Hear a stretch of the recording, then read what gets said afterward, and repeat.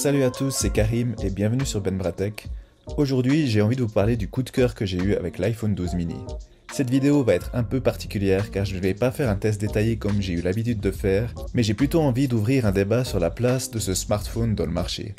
Bien entendu, tout ce que je vais dire comptera également pour le 13 mini que je n'ai pas eu la chance d'avoir mais qui me paraît être le même smartphone avec une meilleure autonomie. Mon coup de cœur pour cet appareil n'est pas dû à une quelconque fonctionnalité technique gadget mais à son format super compact dans un monde où les smartphones deviennent de plus en plus grands et frôlent parfois la taille d'une tablette. Cependant pour une fois, on a ici un smartphone qui n'est pas inférieur aux plus grands appareils si ce n'est sur un point qui malheureusement ne me permet pas de pouvoir continuer à utiliser ce smartphone, mais je vais vous en parler plus tard dans la vidéo. Vous allez voir que ce petit smartphone a de nombreux atouts combinés que j'aimerais voir du côté des smartphones Android. Apple a mis le meilleur de ce que peut offrir l'iPhone dans cette version mini. Malgré sa petite taille et son écran de 5,4 pouces de grande qualité, on a ici le même processeur ultra puissant que l'on retrouve sur les autres modèles de la gamme.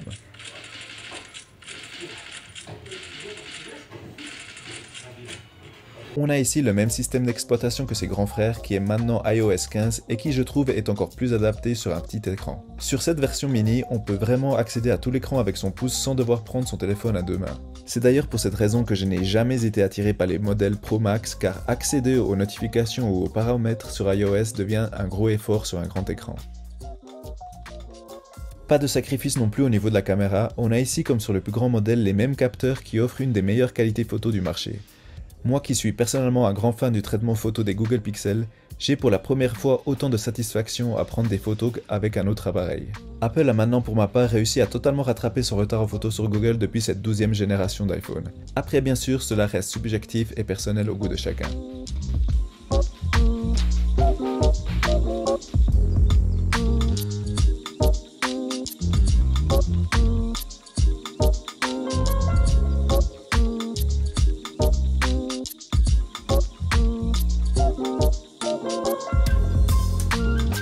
Quant à la vidéo, cet iPhone 12 mini maîtrise son sujet comme sur tous les iPhones depuis plusieurs années et reste le leader du domaine dans le marché.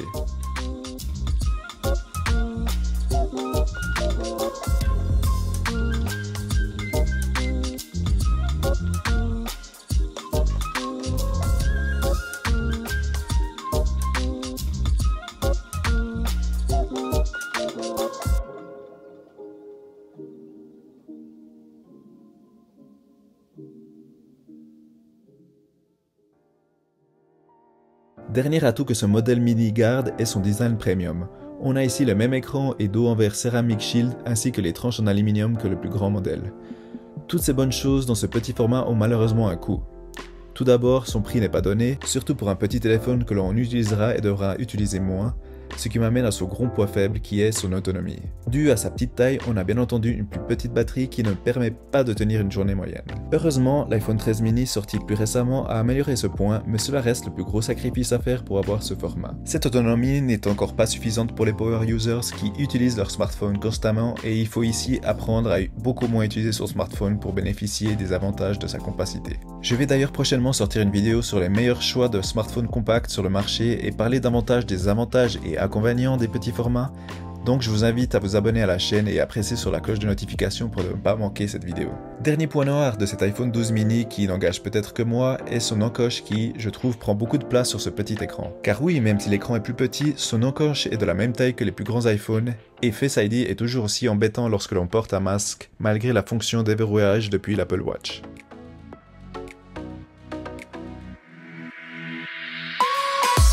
Alors oui, j'ai vraiment eu un coup de cœur pour cet iPhone 12 mini, mais je ne peux malheureusement pas continuer à l'utiliser dû à sa trop faible autonomie.